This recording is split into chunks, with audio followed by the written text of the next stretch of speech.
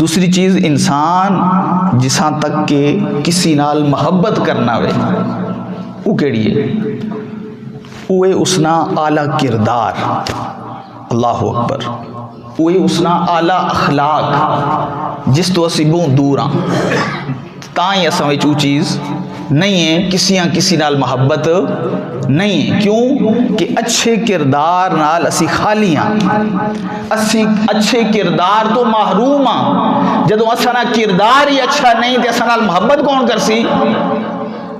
اساں نے اپنا سکا خون، سکے برا، سکے رشتہ دار اساں نال محبت کرنے سے تیار نہیں ہیں۔ کیوں کہ اساں دی عادتاں ٹھیک نہیں ہیں، اساں کردار ٹھیک نہیں ہے، اساں سیرت ٹھیک نہیں ہے، اساں معاملات ٹھیک نہیں ہیں، اساں گفتار ٹھیک نہیں ہے، اساں بول چال ٹھیک نہیں ہے۔ جدو اچھا کردار ہی نہیں ہے تو پھر محبت کی جو سی؟ تو دوسری چیز جو بیان کی گئی کسی کو متاثر کرنے کی، کسی کو راغب کرنے کی، کسی کو اپنی طرف مائل کرنے کی، وہ ہے اچھا کردار، وہ ہے اچھی خصلتیں، وہ ہے محبت کا ہونا، وہ ہے کسی پر شفقت کا آنا، کسی کے لیے غم گسار ہونا، کسی کے کام آنا، ٹھیک ہے، یہ اچھا کردار ہے۔ اگر اس اعتبار سے نبی کریم رؤوف الرحیم صلی اللہ علیہ وسلم کی ذات اقدس کا مطالعہ کیا جائے، آپ کی سیرت کو دیکھا جائے تو اللہ اکبر، حقیقت ازر من الشمس ہے کہ کائنات میں سب سے اعلیٰ اخلاق پر فائز جو ذات تھی وہ کملی والے کی ذات تھی، وہ تاجدار کائنات کی ذات تھی۔ قرآن بھی اس پر گواہ ہے، فرماتا ہے انک لعلی خلق عظیم، میرے پیغمبر ہم نے آپ کو اعلیٰ اخلاق پر فائز فرمایا ہے۔ نبی علیہ السلام خود بھی فرماتے ہیں کہ میں اعلیٰ اخلاق کو مکمل کرنے کے لیے بھیجا گیا ہوں۔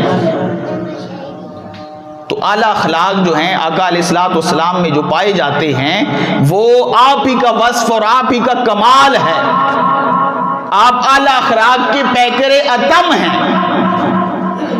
تو فرمایا اعلیٰ اخلاق کی وجہ سے کسی سے محبت کی جاتی ہے، تو قرآن نے فرمایا انک لعلی خلق عظیم۔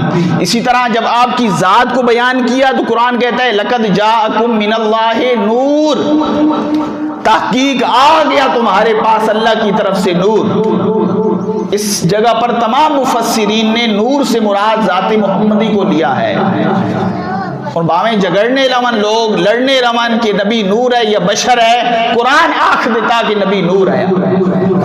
اس جگہ پہ جا کے آپ دیکھ لیں، کوئی بھی تفسیر اٹھا لیں، سب تفاسیر میں لکھا ہے کہ نور سے مراد نبی اکرم صلی اللہ علیہ وسلم کی ذات ہے۔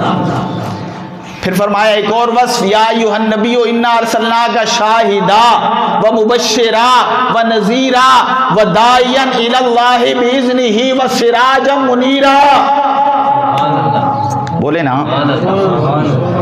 ترجمہ نہیں سمجھ آیا، یہ تو پتہ چل گیا کہ قرآن پڑھا ہے، یہ تو سمجھ آ گئی کہ نبی کا وصف پڑھا جا رہا ہے، پھر تو حق بنتا ہے نا، تو بولیں ذرا جی۔ جب چہرے اقدس کا بیان ہوا تو فرمایا والضحیٰ، ہاں والضحیٰ، رب العزت نے نبی اکرم صلی اللہ علیہ وسلم کے چہرے کی قسم کھائی، واللیل اذا سجا، نبی علیہ السلام کی زلفوں کی قسم کھائی۔ تو کمالات کی بات ہو رہی ہے، ایسے کمال کسی میں پائے جاتے ہیں؟ ہے کوئی ایسے کمالات کا حامل تو سامنے آئے۔ تو دوسری جگہ جب سینے کا ذکر کیا تو فرمایا علم نشرح، میرے پیغمبر کیا ہم نے آپ کے سینے کو کھول نہیں دیا؟ اسی طرح فرمایا آواز کا جب ذکر آیا نبی کی، فرمایا لا ترفعوا اصواتکم، لوگو خبردار کوئی بھی نبی نے آواز تو اپنی آواز اونچی مت کرے۔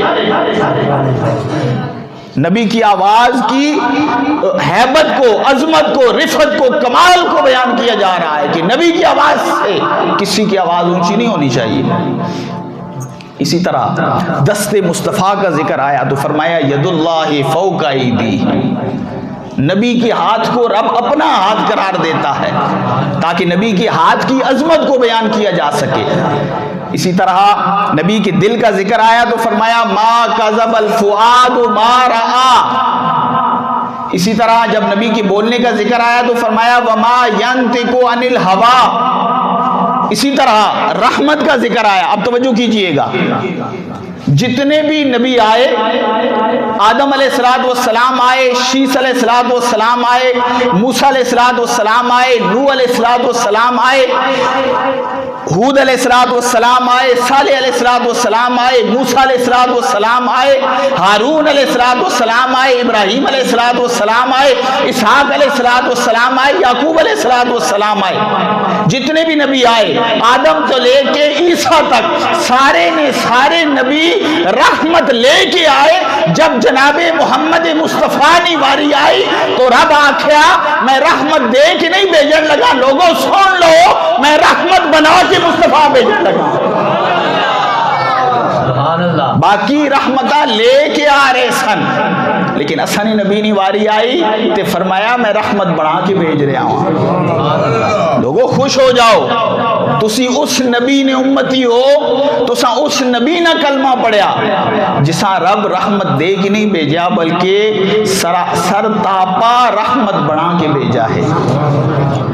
اللہ کی سرتاپا قدم شان ہے یہ، انسان نہیں کوئی انسان، وہ انسان ہے یہ. تو یہ کمال ہے.